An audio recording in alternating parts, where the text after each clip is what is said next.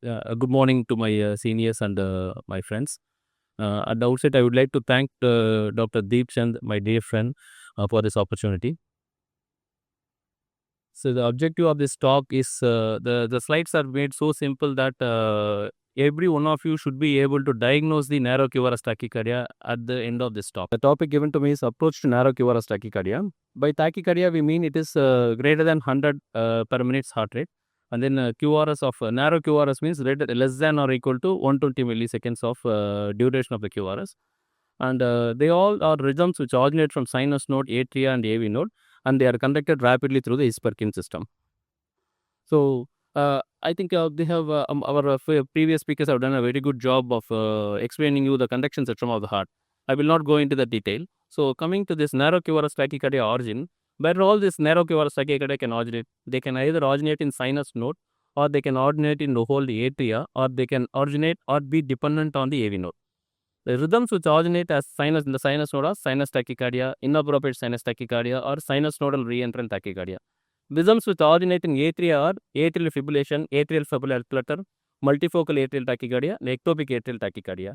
And rhythms which originate at the AV node or dependent on the AV node for sustenance are AVNRT, AVRT, JET, and PGRT. Most of the narrow QRS tachycardia will be among these 12 tachycardias only.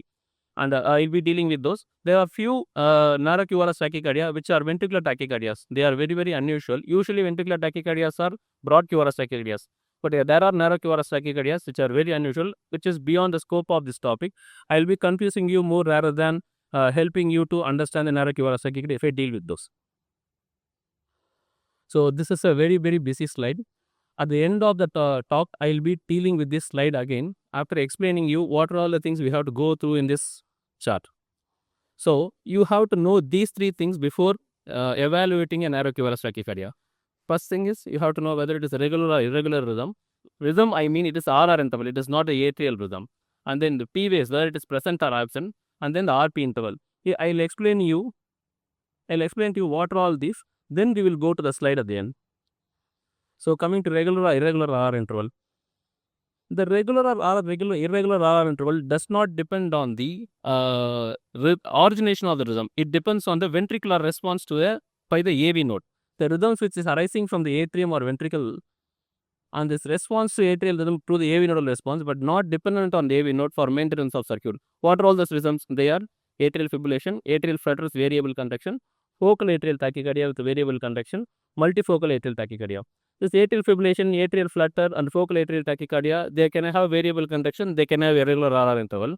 But this multifocal atrial tachycardia, they are irregular because they are arising from three different places, more than three different places in the atrium. So they will be conducting with different PR intervals because from the site of origin of the AV node. So they still can have irregular rhythm with the same ventricular response by the AV node.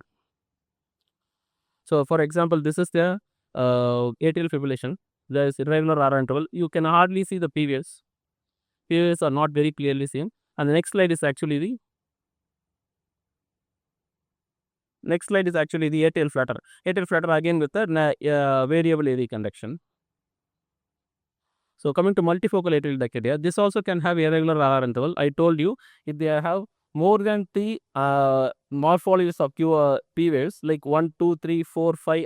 I have shown you. I have marked with the type of the number of atrial ectopics in the rhythm strip and the lead 2 at the lower part of the ECG.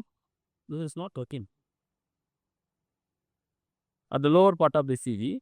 So in that the three different type of morphologies of P waves, they are conducting different PR intervals through the AV node. So then only you can have a irregular RR interval. So the irregular RR interval is not due to the site of origin. So it is due to the AV nodal response of the atrial rhythms. Coming to regular RR intervals, when will you have regular RR intervals? When it is AV nodal dependent tachycardias, like the AVNRT, which is arising within the AV node. It is a re-entered pathway which is arising within the AV node. Or AVRT, which is dependent on the AV node. AVNRT is a slow path. It is a re-entered tachycardia within the AV node, and the AVNRT is a pathway which is arising, which is due to the pathway on the left lateral or right lateral, and it is dependent on the AV node. They will have regular RR intervals. So at the end of it, re-entered rhythm which is arising in the AV node with 1:1 conduction to ventricle or AV nodal dependent will have a irregular RR interval. They are AVNRT and AVRTs. So there are exceptions for this also. You can have atrial flutter of 2:1 ventricular conduction with a regular RR interval. You can have focal atrial tachycardia with 1:1 or 2:1 conduction fixed RR interval. You can have still regular RR intervals. Last but not least, AF, which is standard, which is a classical example for irregular RR interval. If it is having very fast ventricular response, you can have a regular RR interval also. So you just see that AF is fast ventricular response. This is classical example of regular RR interval. Anybody will go and give adenosine 12 milligram for this patient and will see that the atrial rhythm only is seen and the ventricular tachycardia will still restart after the AD block by the AD adenosine is gone. So coming to RP and the PR interval. So just for example, if these two are RR interval, this is the RR interval, and if RP interval is the interval between the R wave and the P wave starting. See, if the RP interval is greater than 50% of the RR interval, it is called long RP tachycardia. If for example, in this rhythm, the P wave is actually at the end of the QRS. This is classical of AVNRT. So now RR interval is this, and this RP interval is very, very short. You see, this is the RP interval is less than 50% of RR interval. It is called short RP tachycardia. This is how you qualify the short RP and long RP tachycardias. So sinus rhythm is a classical example of long RP tachycardia. Sinus tachycardia is a long RP tachycardia. So what are the other long RP tachycardia apart from sinus tachycardia? Ectopic atrial tachycardia. Exception is, what if there is a atrial tachycardia which is going through with a long PR interval? Then again you will get a short RP tachycardia. So coming to short RP tachycardia, classical example for short RP tachycardias are AVNRT and AVRT. AVNRT is a re-entrance circuit within the AV node between a slow and fast pathway. AVRP is a re-entrance circuit between the AV node and the pathway. There is a left lateral pathway. Through this, the circuit happens. So if you have a orthodromic tachycardia where the tachycardia will be going through the AV node antegradally and retrogradely going through pathway, it is called orthodromic. Because it is going antegradally to the AV node, it will have a narrow QRS tachycardia. But in antidromic tachycardia, it is actually reverse. Antegradally, it is going into the ventricular muscles through the pathway. So it will be directly inserting into the muscle. Then you will have a broad QRS tachycardia. That I will not be dealing with today. So these are all the types of short RP tachycardias. That is classical is AVNRT, typical AVNRT and AVRT. Exceptions are atypical AVNRT, where the slow pathway will be retrograde on AVNRT. Then you would have long RP tachycardia, and there is slowly conducting retrograde pathways. Whenever the retrograde pathway is slowly conducting, either it is a slow pathway or retrogradely conducting accessory pathway like PJRT, you will have a AVRT with a long RP tachycardia. So I showed you the slide before, the first slide. Normal conductive system. Apart from this, we see sinus tachycardia, inappropriate sinus tachycardia, SNRT. What tachycardia will be there? It will be mostly long RP tachycardias. When it's ectopic atrial tachycardia, multifocal atrial tachycardia, atrial fibrillation, atrial flutter, these things will have irregular RR interval. Because of the AV nodal response only, it is irregular. And then this AVRT, AVNRT, JET, these three will have a short RP tachycardias, and PJRT will have a long RP tachycardia because of the retrogradely conducting slow pathway. So how can we differentiate this by giving adenosine? So classically, we will give adenosine 12 milligram for any patient who comes to your ER with a narrow QRS tachycardia. So what will happen to different tachycardias when you give adenosine? AVNRT, it will usually terminate because it is AV nodal dependent. AVRT, again it will terminate because again it is the re-entered tachycardia which is AV nodal dependent. Atrial tachycardia, it usually does not terminate because it is not AV nodal dependent. Even if you block the AV node, the atrium is going to continuously fire. Whether it is atrial tachycardia, atrial flutter, anything, it is going to continuously fire. So you will have a transient AV block which will show out the P waves. It is atrial flutter waves, atrial fibrillation waves, or atrial tachycardias, it will show. And then after the adenosine effect is gone, then the tachycardia, this RR, the ventricular response will again start. So very, very rarely atrial tachycardias will terminate. Sometimes the CS-OS tachycardias are adenosine dependent. They can terminate, they may. But usually there will be a complete heart block transient with marching ectopic waves. I showed you this. And then JET. JET is junction tachycardia. This is again a focal atrial tachycardia coming from the junction, coming from the near the AV node. Again, it may terminate or there will no response. Again, sinus tachycardia, then complete heart block will be there with marching sinus P waves. Atrial flutter and atrial fibrillation, you will have complete heart block with fibrillatory waves or flutter waves. So adenosine will be very, very helpful in diagnosing this. That is why we give adenosine. Either you will terminate the tachycardia or will diagnose what is the type of tachycardia. It is a sinus tachycardia, it's appropriate or inappropriate. So I want to give few points about the inappropriate sinus tachycardia. It is usually a diagnosis of exclusion. What happens if the Holter shows mean heart rate of greater than 90 and awake heart rate greater than 100? Usually it is a inappropriate sinus tachycardia. Unless there are drugs or there is all the other conditions are ruled out, like thyrotoxicosis, beriberi, and all the high heart rate causing conditions are excluded, then you call this inappropriate sinus tachycardia. Usually they will have females, they will have dysautonomia, and they will have warm up and warm down phenomena. What is warm up and warm down phenomena? It is a property of the sinus node and the ectopic atrial rhythms. There will be a slow rise in the heart rate and slow fall in the heart rate. That is called warm up and warm down phenomena as against SVT. From the patient's symptoms only you can understand. You ask the patient, did the tachycardia start suddenly and stop suddenly? If they say yes, it is SVT. If the tachycardia started, sir, slowly it went up and slowly it came down, sir. Like that is called warm up and warm down phenomena. That will be seen as a symptom. And in the Holter also you can see that. If that is there, it is usually inappropriate sinus tachycardia, or it can be atrial tachycardias. And then ibuprofen will usually respond better than beta blockers and kind of calcium channel blockers, because ibuprofen, what is the mechanism of action? Any of you say? Yeah, it's a funny channel limiter. The funny channel is a funny channel. It exists only in the sinus node. And the catheter ablation usually recently it is employed, but not very great. And DD, sinus tachycardia, POTS, SNRT, focal AT, all these things. The focal AT tachycardia coming from high cresta terminalis will also have a similar morphology. You know, being near the sinus node also you can have high cresta focal atrial tachycardias. So coming to focal atrial tachycardias, usually enhanced automaticity or triggered activity. There will be low prevalence. It will be incessant or tachycardiomyopathy. In children and young adults and all, the patient comes with dyspnea. They don't come with palpitations. As against SVT related to AVNRT and AVRT, they don't come to you with palpitations. They come to you with dyspnea. The dyspnea is because of the incessant tachycardias. Incessant means if the patient had a tachycardia more than 50% of a day, it is called incessant tachycardia. Incessant tachycardia means what will happen if your heart rate is around 130, 140 per minute for 50% of a day. Then your heart will fail. So that is what you have. That is called tachycardiomyopathy. So you will help the patient by ablating this tachycardia. LV dysfunction will recover quickly. So the PA morphology will determine where is this tachycardia arising from. If there is V1 is positive, it is LA origin. V1 is negative, it is RA origin. So this is a basic rule of thumb. There are lot of criteria that Kistler's algorithm is there. You can have a very good papers are that defining the place where it is coming from. If it is negative in lead 1 AVL, it is LA origin. You know, it is lead 1 in AVL are left-sided leads. So if they are negative, it is LA origin. 2-3 AVF negative means fever is negative. It is inferior atrial origin. It is coming from CSOs, low atrium, like that. So this is a baseline ECG which has a focal atrial tachycardia. See the P waves which is V1 positive and 2-3 AVF positive. So it is a P wave positive in V1, biphasic in AVL suggestive of LA origin. This is again another tachycardia. You see the P wave is very similar. This is a sinus beat. Okay, and your atrial tachy beat is very similar to this sinus beat. So that suggests it is a focal atrial tachycardia coming from the high cresta, very near the sinus node. So you see the sawtooth flutter waves you see, and there is fixed ventricular response. You see that it is not irregular rhythm. Although it is atrial flutter, it is not a irregular rhythm.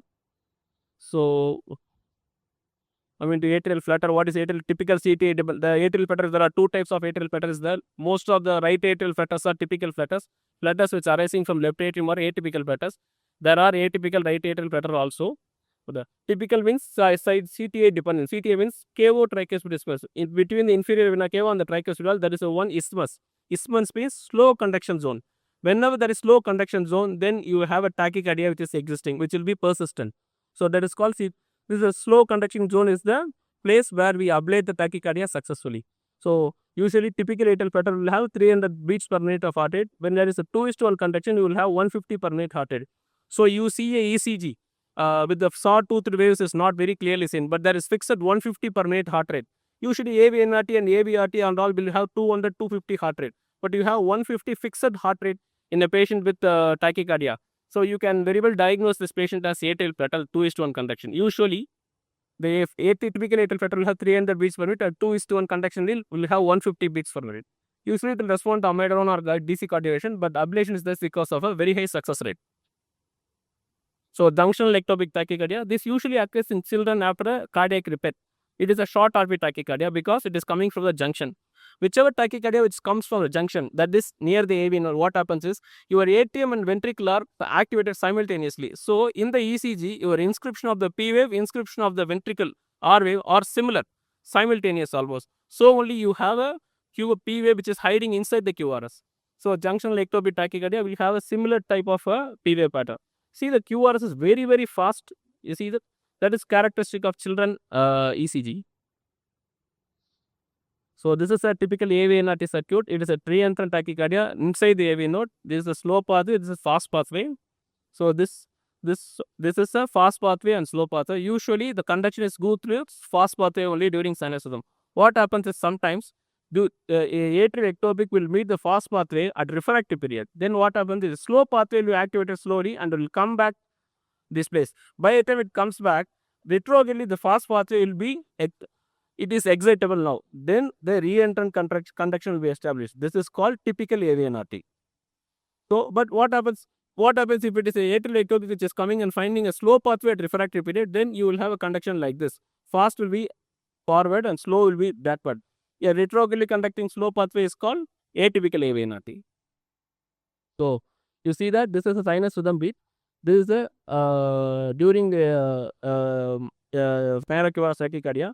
You see a small nubbin of R wave in the end of the QRS, which is absent in the sinus rhythm. This is called pseudo R wave, which is characteristic of typical AVNRT.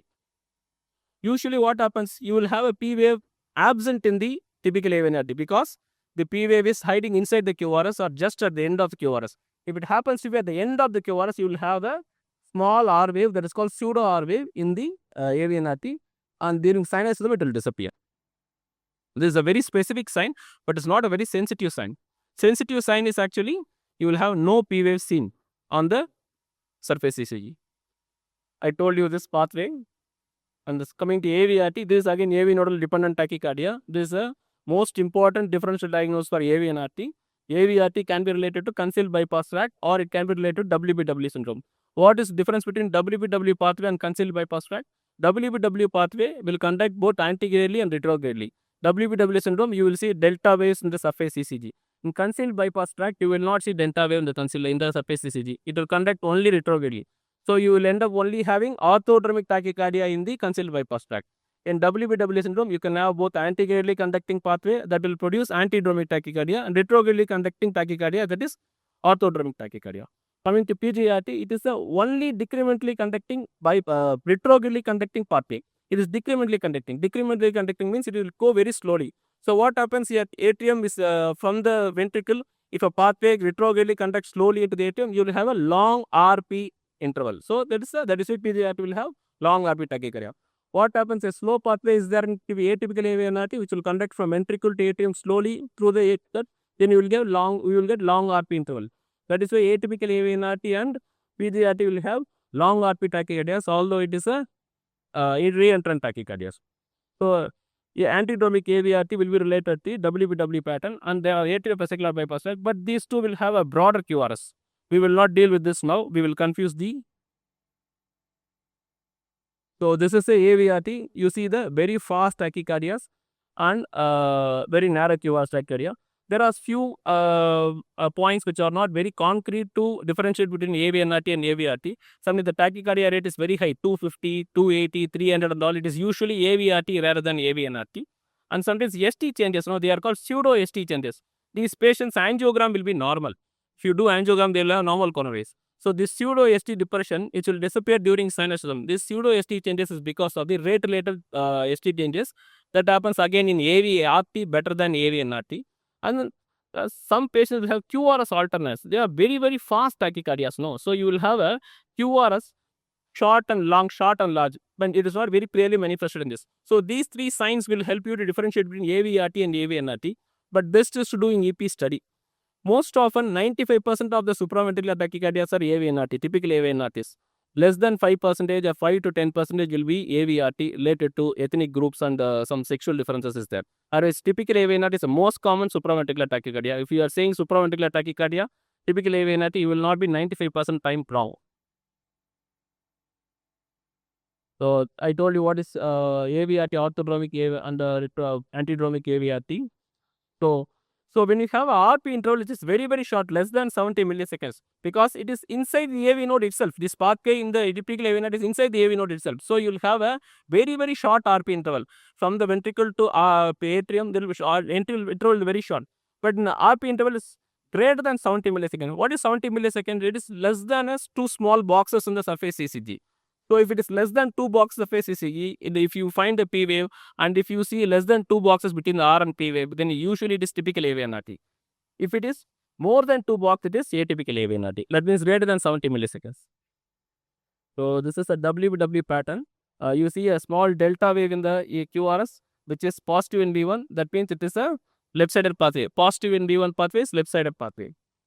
So PVRT, you see that there's a long RP tachycardia. P wave is here in the ST segment. It is a long RP tachycardia. So long RP tachycardia related to PJRT is usually at this place, at the post-septal area. So now coming to this main slide. So you see a narrow QRS tachycardia, duration less than 120 milliseconds. It is regular or not per C. If it is not regular, then it is atrial fibrillation or atrial tachycardia, atrial flutter variable AV conduction, or multifocal atrial tachycardia. I told you. If it is regular, going to visible PVs. If the visible PVs are not there, it is typically AVNRT. If the visible PVs are there, then if you see the atrial rate is greater than ventricular rate. If the atrial rate is greater than ventricular rate, it's naturally atrial flutter or atrial tachycardia. If the atrial rate and ventricular rate are almost equal, then go to the RP interval. Though short RP tachycardia is there, means then it is, if it is short RP is less than 70 milliseconds, AVNRT. If it is greater than 70 milliseconds, it is AVRT or atypical AVNRT or atrial tachycardia. If it is a long RP tachycardia, these three: atrial tachycardia, PGRT, or atypical AVNRT. So coming to interesting ECGs.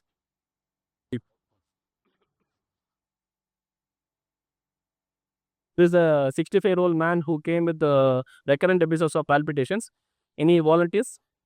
Volunteers, please. Yes, Mr. Kishore. Yeah, just come out with your findings. Just inference. Just give your Yeah, before going into that, I told you from the flow chart, it is a narrow QRS tachycardia. Whether you see this regular or irregular, then go to see the P waves, then go to see the RP interval. These three things you have to see. Okay. This is 12 lead ECG, basically standard. I think cure of morphology is narrowed. Good. So I think P wave is merging in the T. No, regular or irregular? This is regular. Very good. Next. So P wave is seen or not seen? P wave is not seen in this ECG. Actually, P wave is seen. There is a small nubbin of P wave seen at the ST segment. Do you see that? Okay. Yes. Moreover, it's lying on T wave. Yeah. So like. So P wave is seen. Then P wave is seen means what do you see next? Short RP or long RP? Short RP. Very good. So it is, what are the two differential diagnoses? Probably AV. Typically AVNRT or AVRT. Yes. Very good. So this patient after adenosine, you see that nubbin in the QR, okay, that QR pseudo R wave has disappeared. So the pseudo R wave is there at the end of the QR, which has disappeared in the after adenosine. So it is a typical AVNRT. So any volunteers? Again, another narrow QRS tachycardia. Patient is a 47-year-old man. Yeah, I told you a few things I told you about this. Name, please. Yeah, you can stand up here. It's a very fast tachycardia. Kumaran, yes. Tell me, you are able to see it on the Narrow complex. Tachycardia. Regular, louder. regular RR interval. Yes. P wave not seen, sir. So he says P wave not seen, sir. Yeah, see, there are two things. P wave not seen. What do you infer then? Directly? Yes. From according to the flow chart, what do you say? P wave is not seen. Regular narrow QRS tachycardia. It is typical AVNRT. You are correct. Yes. But what if I say there is a small P wave seen at the end of the QRS and V1? You see that there is RS, small R dash pattern is there, end of the QRS. So now I got the P wave. Now next to qualifying statement, short RP or long RP? You are able to see a P wave at the end of the QRS. So is it RP is short or RP is long? Yes, others, please help him. Short RP, good. Yes. So this is a short RP tachycardia. Classically, it is AVNRT. So you see, this is after cardiac sinus massage. That P wave is the end of the QRS. Now can you appreciate that P wave, doctor? At the end of the QRS, that P wave has disappeared. Okay. So this is a short RP tachycardia, most probably typical AV artery. So now this is classical. Somebody wants to volunteer? So yes. Yes, please just tell us what are you seeing there first? Yes, tachycardia or bradycardia first? Tachycardia. This is the first success. Then what else do you see there? Regular, regular, narrow or wide QRS? Narrow. Yeah, put them all together. Regular, Narrow QRS complex with the tachycardia. tachycardia. Good. Now try to build it further. P wave not seen. P wave not seen. Okay. With some training, you'll start seeing the P wave also. Sir will help you. So can we see in the ST segment, there is some, the ST segment is not flat between this RR interval. No, what is this? Can you see a sawtooth P wave seen? So that is a flutter wave. So it is a classical atrial flutter. Counterclockwise, typical classical atrial flutter. You see in the flutter will be best is in the inferior leads. This is flutter wave. Other than that, what else you have in this? This is not a very fast tachycardia. This is not a 200 rate tachycardia. What is the heart rate? Around 145, 150. What did I tell you? 150 around heart rate, if it is there in a tachycardia, it is actually atrial flutter with the 2:1 conduction. The atrial rate is, the flutter wave is actually 300 beats per minute. Usually ventricular will be AV node response will be 2:1. Then you will get a 150 heart rate tachycardia. Of course, this is a classical sawtooth pattern. So it is easy to diagnose. So the way you pick up the 1 minute, so that is 1 second, that ECG again. The way you just look, have your eyes on lead 2. Yeah. So much of ECG I told you is pattern recognition. You just have your eyes on lead 2. Forget the RR complexes. What do you see? You see a sawtooth pattern. Yeah. So just forget there are no RR complexes. What is left behind is just a sawtooth pattern. And when you have a heart rate of 150 and you have a sawtooth P wave, then it is 2:1 atrial, typical atrial flutter. Yes. This space in the right atrium, AVR and AV lead one also Yeah. Also shows that sawtooth. The sawtooth. Right? Yeah, Yes. you are correct. Good. So this is after cardio version. So can anybody do this? Maybe the last slide. Can anybody tell this? Any volunteers? Again, if you follow the algorithm I told you, you will not be grossly wrong. Any volunteers? Yes. So no volunteers, and I hand over the mic.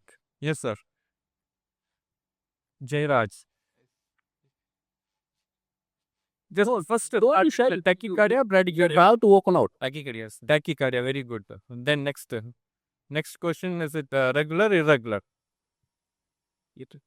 Regular. Is it narrow QRS, wide QRS? Narrow QRS. Now, you have come so far. Now you build upon it. Are you able to see the P waves or not? Yes, sir. Pseudo P wave following QRS. So he says he's seeing some P wave following the Yeah, QRS. there is a P wave. What is that? So, okay, P wave you saw. What is the next? Short RP, long RP? So Short RPC. Very good. So this is a short RP tachycardia. This is a typical AVNRT only. It is actually. So this patient had a long VA conduction because it was a typical AVNRT which is coming from a slow pathway to sublated. So I want to put you this because you need not have exactly same type of pattern in all the ECGs. Okay. So this is the sinus-rhythm ECG of the patient. So it's a 24-year-old man with severe LV dysfunction. So can anybody want to volunteer? This classical of I told you. I have been talking about this many times today. Yeah. Yes, Dr. Mohammed. Correct. So it is a normal standardization ECG with a narrow QRS complex tachycardia. So it is supraventricular. The RB interval is the RP interval is they may prolonged RP intervals. Long RP tachycardia. Long RP tachycardia. So what are the differential diagrams of long RP tachycardia? Can be atypical. Very good. Next. Atypical AVNRT or AVRT also can be like What AVRT can produce long RP tachycardia? more than 70 milliseconds. No, more than 70 milliseconds can still be short RP tachycardia. So what are all the differential diagrams of long RP tachycardias? I told you 4. Atrial tachycardia, atypical AVNRT. Is Next. atypical AVNRT. I told you one more. Antidromic. No, antidromic nale, your QRS will become Broad. Broad. It's ortho. Yeah. Ortho. PJRT, I told you PJRT. These three are the classical examples of atypical long RP tachycardias. So when I said severe LV dysfunction, no, the PJRT will present with severe LV dysfunction actually. They will not present you with tachycardia. They will not present you with palpitation. They will present you with dyspnea actually. Okay, this is a classical example of PJRT. PJRT is a retrogradely only conducting, slowly conduct, decrementally or slowly conducting pathway. So when you retrogradely slowly conduct, then your R to P will become long. That is why it is called, it is a long RP tachycardia. And you classically see the P wave inverted or P wave which is there in the later part of the ST segment. Okay, thank you. Thank you, sir. So the key is picking up the long RP, regular narrow QRS tachycardia. Then you go through the differential diagnosis, and if the P wave is inverted, then you start thinking about PJRT or an atrial tach. Still more common is an atrial tachycardia that is coming from somewhere in the lower part of the atrium. So atypical AVNRT will be one at the last in the differential diagnosis. Very nice, sir. Thank you so much. Thank you very much.